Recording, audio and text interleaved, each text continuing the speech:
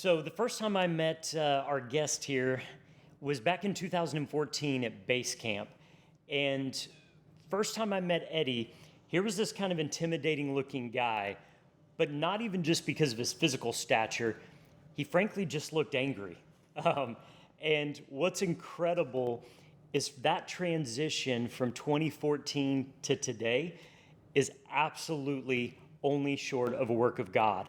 And so I am so honored to have Eddie Penney here with us and to interview Eddie. Eddie, man, thanks for being here. Dude, thanks for doing this. It's good to see you. It's been a long It's been a minute. It's been a minute. We both have a few more gray hairs. Yeah, we're not going to talk about them now. I have more than you do, but we have a few more. So, man, what I want to hear, because like I said, that first time that I met you at base camp back in 2014, and there was just something about you. I mean, honestly, man, you were angry. I mean, you could see it. You could see it in your face, your body language, all of that. And so share with us your story.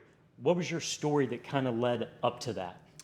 Yeah, I guess I was in the military for 20 years. I think when we met, I probably had about 17-ish, 18 years in.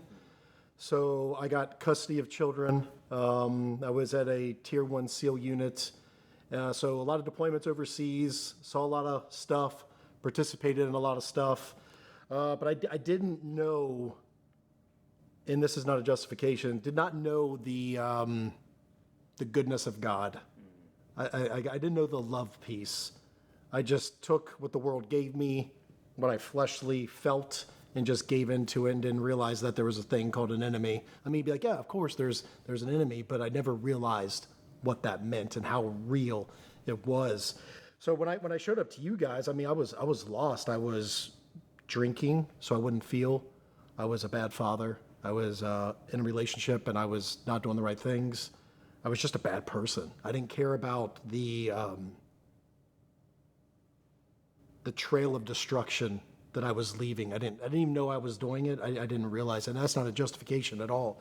I just, you don't know what you don't know. And I didn't realize that when, inviting God through, your guys' True North ministry, I just it was like curtain kind of pulled back a little bit, like, hey, here's what's kind of going on. I am real. I do care about you, because that was a huge thing. We briefly talked about that before we did this, is that disqualified is, we look at the commandments, and I think I know that I broke all of them.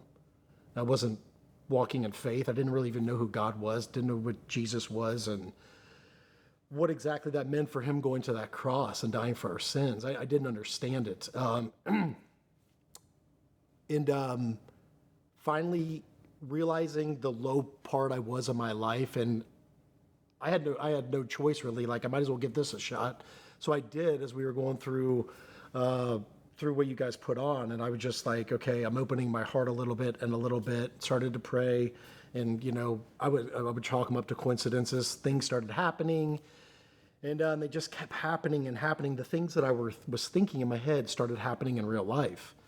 And one thing that I remember is we were going through these sessions, and guys started crying. And I remember at first, I'm like, guys, please hold it together. There's other dudes here. And I was like, don't show that weakness. Like, what are you guys doing? And I would see them cry. And after they would kind of gather themselves, I saw something that I never saw before. And it was true joy. Their smiles were not smiles of happiness. It was like true joy. It was like, knowing now, it's like the Lord was saying, hey, I got you. We got this. It's not, you're going to be alone, or you can do this. It's, we can do this, because he's right there with us, and realizing that. And I didn't know that at the time, but just seeing that on their face, I'm like, I want that. Like, I don't even know what that is. Coming from the background I did, where it was pretty much, honestly, death, addictions, bondages, just sexual immorality, just stuff that is not good, just not good. And the world will frame it up, well, that's just normal, everyone's doing it, but that's not okay, and that's not right, because I want to serve him. I don't want to be a part of this. And it's hard, but it's worth it. And that's the beautiful thing about it. But yeah, that's where I was. I was very angry at the world. I was angry at myself, not realizing it. I would be very good to point fingers and not realize that it was actually me. And that was a very hard thing to swallow, that pride, which still likes to come up and got to push it back down and walk in that humility. But I was in a bad place, and that was definitely the turning point for my life. And it wasn't. I would love to sit here and say that was it. It took work. It took obedience. I fell on my face a lot more. Fell back into some bad sin, and finally got to a point where I went finally all in. And I'm not saying that I'm good to go and don't have to worry about that. That's not it at all. Is that walking in obedience to the best of my ability, and when he reveals something, is to walk in that. It's just changed my life, and it's like the most beautiful thing. And I look back and I'm like, man, I missed out on a lot of things. And I see my friends, especially my veteran brothers, and I'm like, they don't see it. They don't know it, because we got that world, that flesh, and the enemy is just right there in all of our faces. The lies we believe, and it takes us out. So, man, would you share a little bit on that? Because from the outside looking in, I mean, here you are still, and there's all the mystere, and there's all the TV shows and the movies and the glamour that, from someone who's on the outside, it's like, man, that's the pinnacle of masculinity. And frankly, that's maybe even kind of the pinnacle in military. Mm-hmm. I mean, here being a SEAL, it's this elite. But yet now kind of on the other side, and not attacking SEAL or Navy or anything military, but what did that look like, having a mission, having a very clear defined mission? You knew every time what your mission was when you were, getting called out or whatever. What did that look like getting out of the military? Or how did it look like some point you probably didn't have a mission? Mm-hmm. How did those begin to change? How did those missions change, or what did that look like? Because I think so many times, so many men don't have purpose. They don't have a mission, and they don't have an identity. Yeah, you just said two huge words right there, purpose and identity. And that identity is a real crisis. What we see in this country is, like, for me, I was a Navy SEAL. It was all a Navy SEAL. I need to act like a Navy SEAL. I need to perform like a Navy SEAL. I need to eat like a Navy SEAL. I need to talk like a Navy SEAL. I need to look like a Navy SEAL. And I'm a poser. And we can see it we can see it in the police force. We can see it in fire departments. We can see it with lawyers. We can see it with doctors. I'm a doctor. And in realizing, wait a second, because you mentioned when there was no more mission, the train was going on, people are still carrying on, but I'm back here taking care of 3 kids now by myself, lost. I was a child. The world tells me, Eddie, you're a Tier 1 Navy SEAL, and you've destroyed a bunch of bad guys, which is awesome, because bad people are not cool, and they need to go. But I couldn't take care of children. I couldn't talk to them the right way. I couldn't get on their level. I didn't have a thing called meekness, long-suffering, listening. No, it was like, hey, if it wasn't my way and I couldn't control everything, the anger and rage, as you mentioned, would come out. And that's not all right. And little did I know is I'm messing them up, giving them wounds that they're going to take on. And that's how we got our generational issues.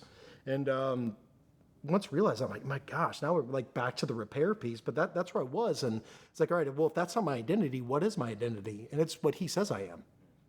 And just really praying into, like, hey, I don't got this figured out. I don't know anything. Like, I'm realizing I know. And the longer I live, I've realized the less I know and the more I need him. And it's just like, started praying, like, hey, what's your purpose?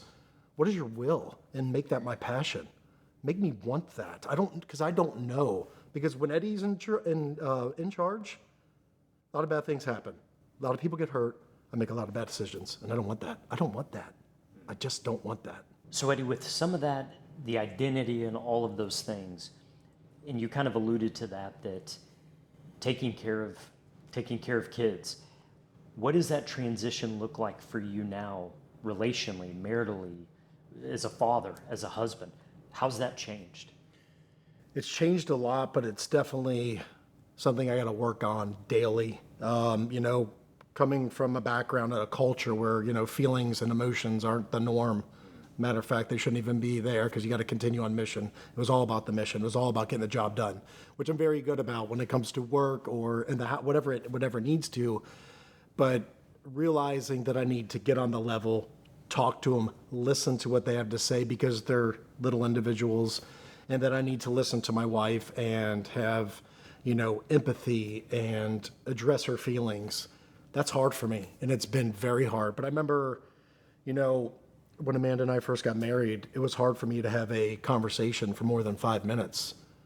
Now I can go for like an hour. It's like, it's been getting better, but it's nowhere where I need to be and where I want to be. Like, I want to keep getting better. It's very hard for me. It's very hard. It's a weakness I have, and I need to work on it. So I go to counseling and, try to get in touch with that emotional piece that is very hard for me to tap into, to show that weakness, to be like, it's okay to cry. It's okay to not wipe the tears away from your face. It's okay. It's fine. Because what the world's telling me is what I should not be doing, is I should be doing the opposite. Because the world, it's the world. It ain't of kingdom.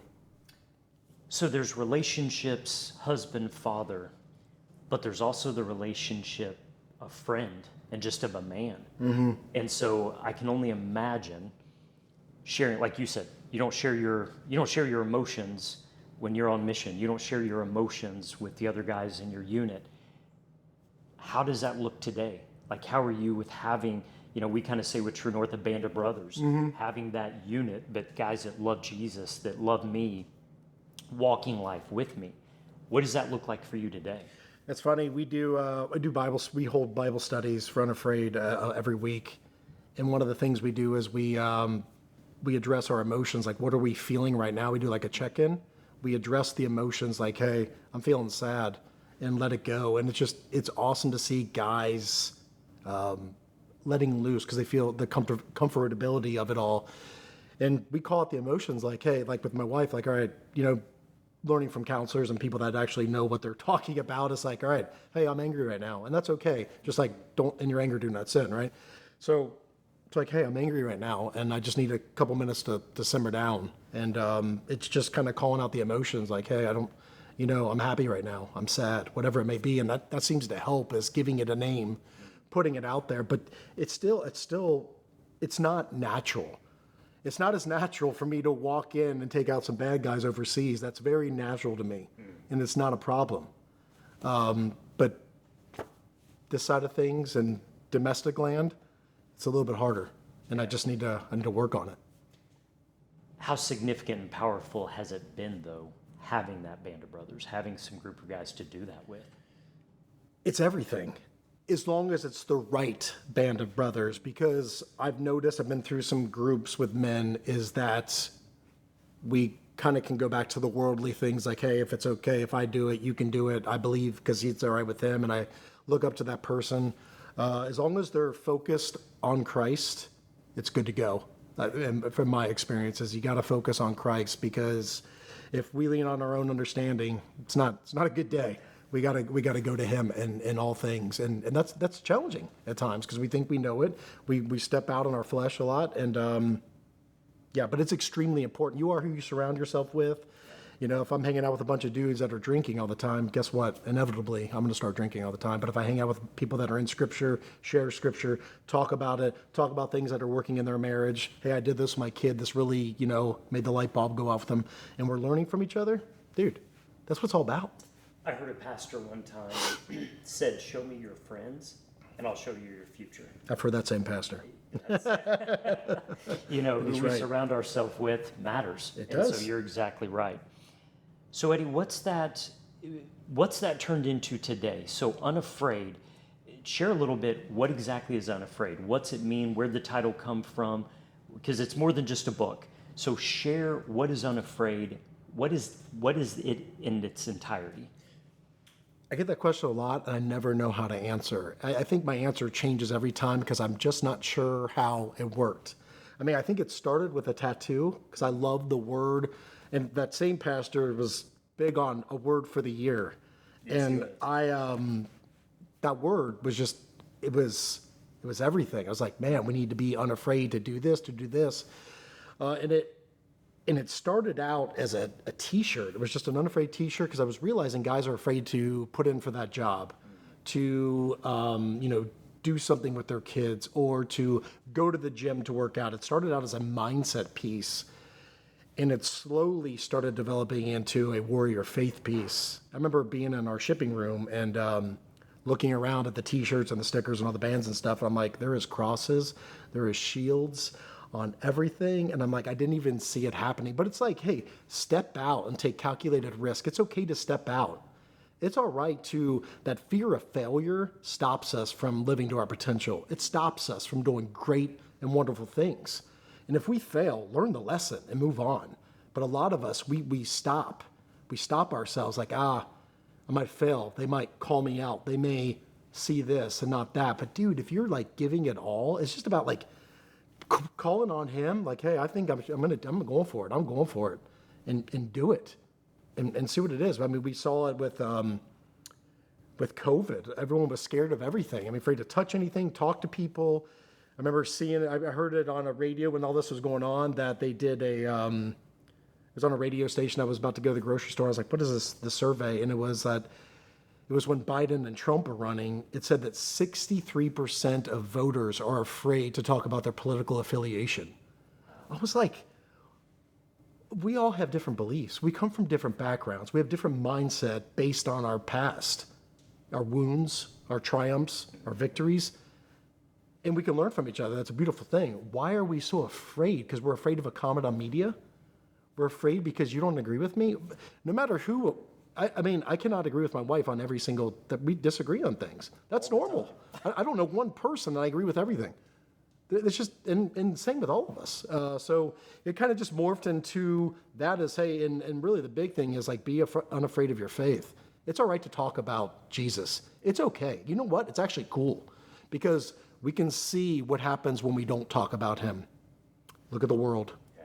Just look. When you start pulling away from him, he's going to pull away from you. It says it in James. Draw near to me and I will draw near to you. And we're not doing that. And so you just hit on that. Men in general don't battle fear. Honestly, for most men, our battle is lust. Mm-hmm. That tends to be the core battle for men. I mean, you see 9/11, the towers are coming down, men are running in. You look at, on the battlefield for you, charging forward.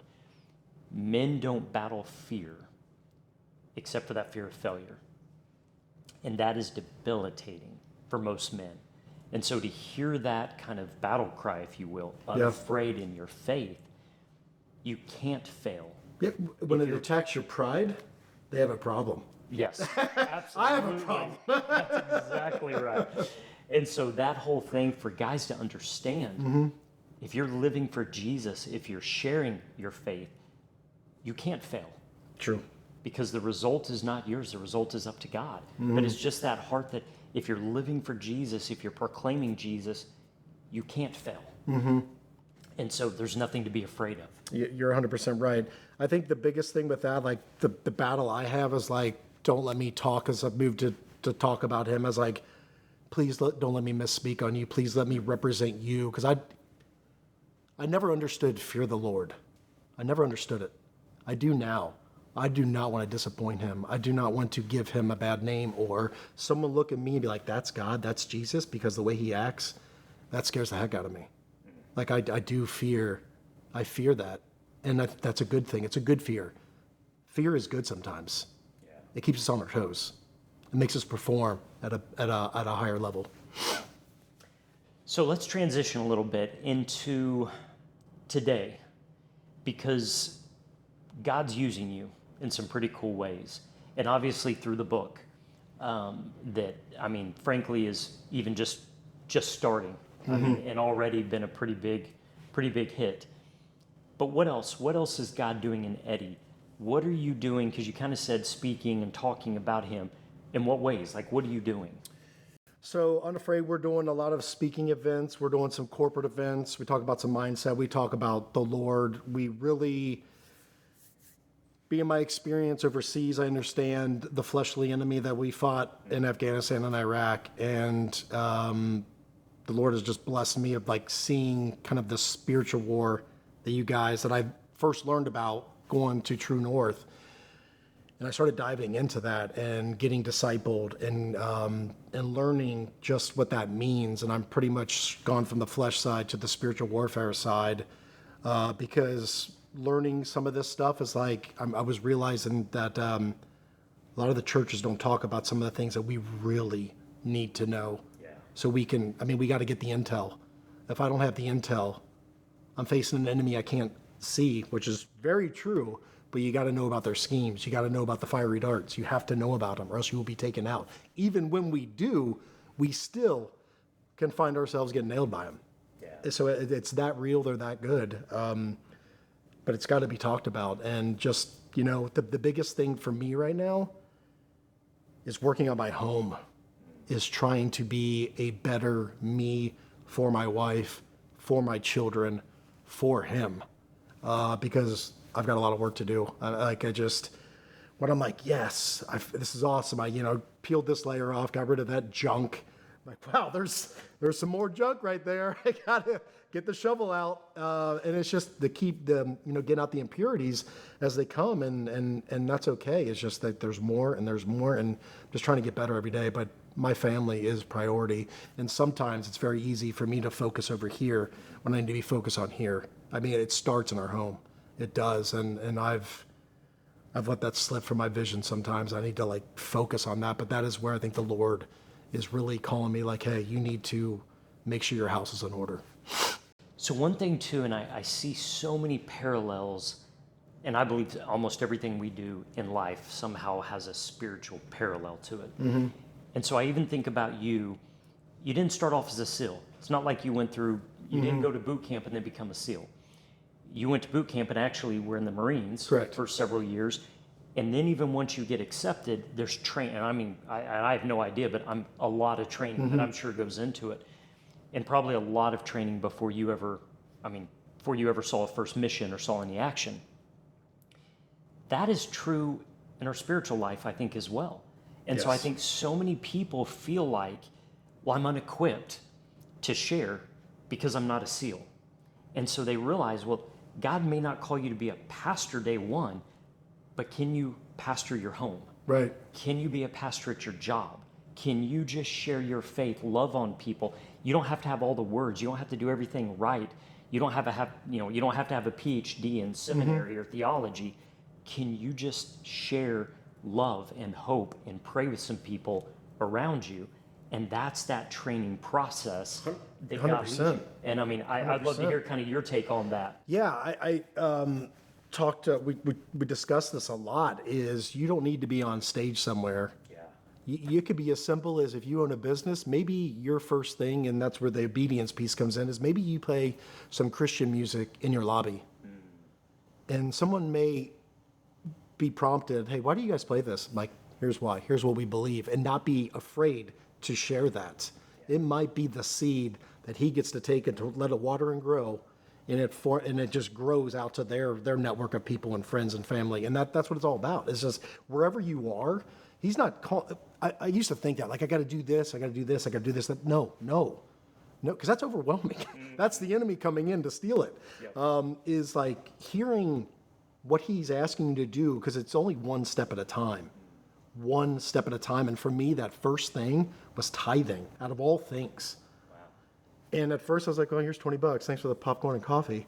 But when I finally gave with a genuine heart, and this was back, not long after I left True North the first time, is I gave with a genuine heart. My financials tripled in 3 days.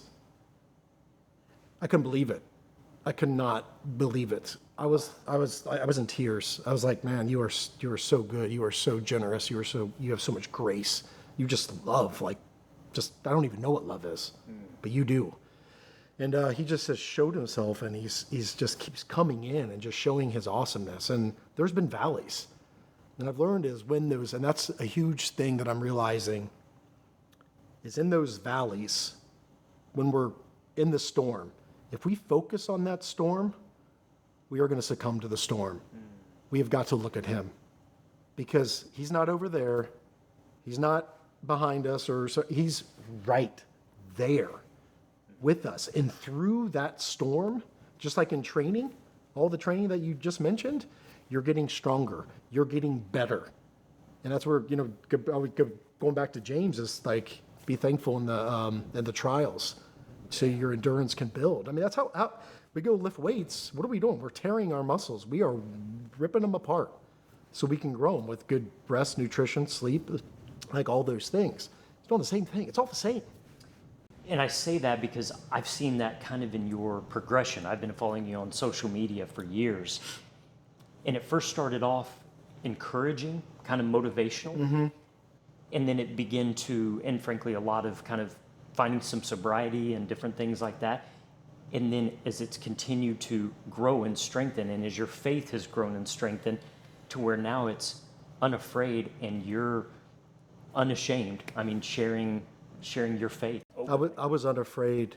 I would hear as I was posting the motivational stuff, and I remember hearing, talk about me. And I didn't hear you on that one. And I just, every post, it was talk about me. And then I might do like a hashtag God or, something, whatever. Something very lukewarm. And one time, I heard, why aren't you talking about me? And I'm like, I'm like scared. I'm like, it's like, because I know there was two things. I didn't want to be held accountable, because if I do what I've done in the past, I'm going to give him a bad name. If he has God in him, why is he doing that? Why is he talking like that?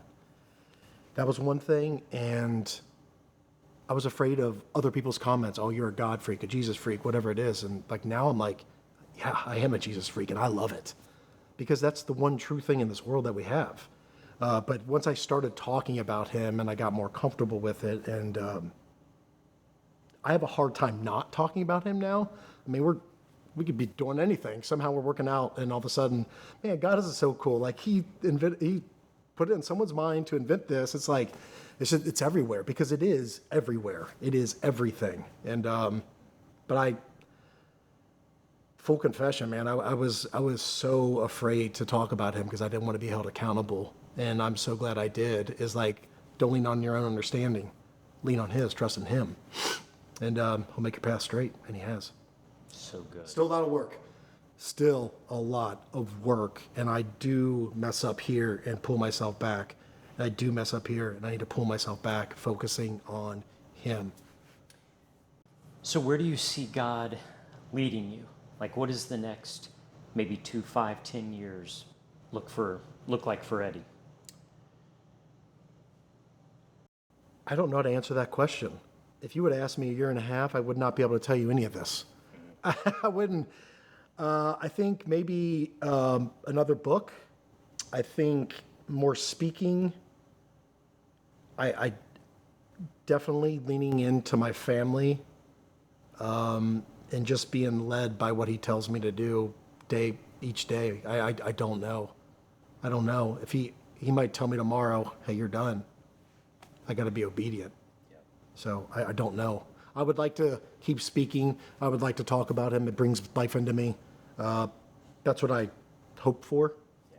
But ultimately, it's his will. So whatever he wants, I'm going to do my best to follow and hear correctly. Hopefully what you can see here is the power of what God can do in one man's life. And in that one man, the ripple effect that we're just scratching the surface of what God's doing.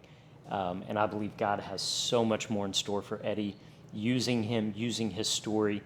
And what I want to say is thank you, because when you give to True North and you help us continue to take these camps to expand what we're doing, more discipleship, all of these various things, what you're doing by reaching one man can literally reach thousands, tens of thousands, hundreds of thousands, millions from that one man.